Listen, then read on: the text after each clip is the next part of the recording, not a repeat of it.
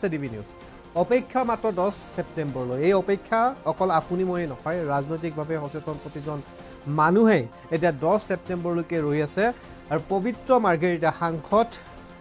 পবিত্ৰ মাৰ্গেৰিটাও এতিয়া অপেক্ষা কৰিছে 10 ছেপ্টেম্বৰলৈ এই মন্তব্য কৰিছে আজি পবিত্ৰ মাৰ্গেৰিটাৰ সাংসদ গৌৰৱ গগৈ পাকিস্তান যোৱা প্ৰসংগত উল্লেখ কৰিছে যে লাহে লাহে সাংসদ গৌৰৱ গগৈয়ে পাকিস্তান যোৱাৰ কথা ক'বলৈ আৰম্ভ কৰিছে আৰু পাকিস্তান যোৱা প্ৰসংগত বিভিন্ন ধৰণৰ কথাও ক'ব ধৰিছে সাংসদ গৌৰৱ গগৈ পবিত্ৰ মাৰ্গেৰিটাৰ মন্তব্য আমাৰ তাত আছে জনাম সবিশেষ গৌৰৱ গগৈ প্ৰত্যক্ষ কেন্দ্ৰীয় মন্ত্ৰী পবিত্ৰ মাৰ্গেৰিটাৰ 6 মাহ ধৰি মূৰ পলঙা মাৰি আছিল গৌৰৱে লাহে লাহে স্বীকাৰ কৰাৰ দিশে আগবাঢ়িছে গৌৰৱ এতিয়া তেওঁ আমুক তালৈ গৈছিল তামুক তালৈ গৈছিল সেই কথা কৈছে গৌৰৱ পাকিস্তানৰ পৰা আহি 100 ল'ৰা ছোৱালীক পাকিস্তানী দূতাবাসলৈ কিয় লৈ গৈছিল আমি মাত্ৰ অপেক্ষা কৰিছো 10 ছেপ্টেম্বৰলৈ তেওঁৰ সমগ্ৰ বিষয় পৃষ্ঠভূমি তৈয়াৰ কৰিছে সকলো প্ৰকাশ হ'ব 10 ছেপ্টেম্বৰত সাংসদ গৌৰৱ গগৈ কটাক্ষ কৰি কেন্দ্ৰীয় মন্ত্ৰী পবিত্ৰ মাৰ্গেৰিটাৰ মন্তব্য যে 6 মাহ ধৰি গৌৰৱ গগৈয়ে মূৰ পলঙা মাৰি আছিল তেখেতে কোনো ধৰণৰ কথা কোৱা নাছিল এই বিষয়টোৰ পৰা আঁতৰি আছিল কিন্তু লাহে লাহে এতিয়া এই বিষয়টো ক'বলৈ আগবাঢ়িছে সাংসদ গৌৰৱ গগৈয়ে তেওঁ কলৈ গৈছিল কোন গৈছিল পাকিস্তানত এই সমূহ কথা কৈ শেষত গৌৰৱ গগৈয়ে পাকিস্তানত যোৱাৰ কথা ক'ব বুলিও মন্তব্য কৰিছে লগতে উল্লেখ কৰিছে 100 জন ল'ৰা ছোৱালী পাকিস্তানী দূতাবাসলৈ কিয় লৈ গৈছিল গৌৰৱ গগৈ এইটো এটা ডাঙৰ প্ৰশ্ন বুলি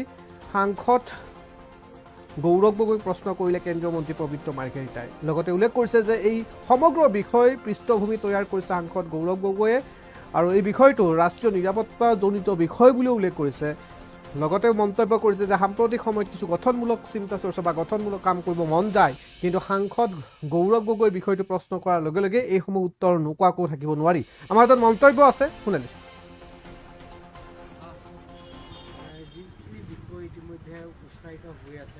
গৌৰৱ গগৈ কেন্দ্ৰ কৰি পাকিস্তানক কেন্দ্ৰ কৰি এই সন্দৰ্ভত কালি পুনৰ গৌৰৱ গগৈ কৈছে যে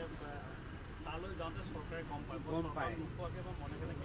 তেওঁ স্বীকাৰ কৰি দিলে নেকি ইতিমধ্যে গৈছো বুলি মই গম পোৱাই নাছিলো তেওঁ কৈছে যে কোনো কাৰণে চৰকাৰে নজনাকৈতো কোনো পাকিস্তানলৈ যাব নোৱাৰে প্ৰথম কথা যোৱা বিগত ছমাহে গৌৰৱ গগৈয়ে বিষয়টোৰ পৰা পলায়ন কৰি আছিলে মূৰ পুলুকা বুলি যিটো অসমীয়া শব্দ হয় মূৰ পুলুকা দি আছিলে কাৰণ সকলোৱে জানে যে বৈৰী ৰাষ্ট্ৰ পাকিস্তানলৈ তেনেকৈ যোৱাটো এগৰাকী সাংসদে কি কাম কৰিবলৈ গৈছে এইটো এটা সন্দেহৰ আৱৰ্তত থকা বস্তু তেওঁ আজিলৈকে মই গৈছো কি কৰিবা বুলিও কোৱা নাই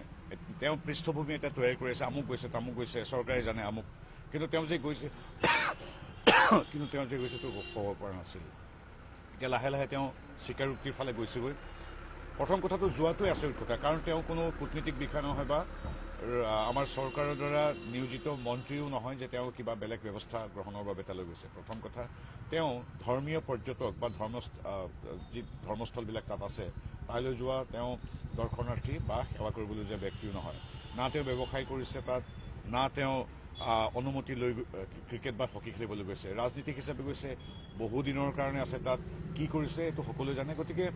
আৰু তাৰ পৰা আহি তেওঁ কিদৰে প্ৰশ্ন সুধিছে তেওঁ কিদৰে পাকিস্তান এম্বেচিলৈ শতাধিক ল'ৰা ছোৱালী লৈ গৈছে বেলেগ এম্বেচি নাপালে আৰু পাকিস্তান এম্বেচি পালে গৈছে গতিকে তেওঁৰ গোটেই কথাটো এটা সন্দেহৰ আৱৰ্তত আমি 10 তাৰিখৰ অপেক্ষাত আছোঁ কিন্তু আমি ভাবিছোঁ এতিয়া আৰু এইখিনি কথা কোৱাতকৈ আমি 10 তাৰিখলৈ ছেপ্টেম্বৰ অপেক্ষা কৰোঁ তাৰ মাজত আমাৰ বহুত কথা আছে নিযুত মইনা আঁচনিৰ পৰা অৰুণোদয় আঁচনিলৈকে ব্ৰহ্মপুত্ৰ টানেলৰ পৰা ভূপেন হাজৰিকাৰ আমি দিৱস উদযাপন কৰিম 8 তাৰিখে বহুত সাংস্কৃতিক আন্তঃগাঁথনি উন্নয়নমূলক কাম বিভিন্ন ইতিবাচক আঁচনি দুইখন চৰকাৰ আছে গতিকে আমি এতিয়া মই ভাবোঁ ইতিবাচক কথাবিলাক পাতিলে ভাল কাৰণ কি অখিল গগৈ লুৰিণ গগৈ ৰকিবুদ্দিন আহমেদ ৰকিবুল হুছেইন বা গৌৰৱ গগৈ এনেধৰণৰ বুহাৰী চুপতি আৰু গৌৰৱ গগৈৰ কথাটো সুকীয়া বিভিন্ন কথাত পতা হৈছে কাৰণ দেশৰ নিৰাপত্তা আৰু দেশৰ প্ৰতি থকা দায়বদ্ধতাৰ কথা আছে গতিকেতো অৱধাৰিতভাৱে আপোনালোকে সুধিবই কিন্তু আমি যিমান পাৰোঁ এতিয়া তেওঁলোকৰ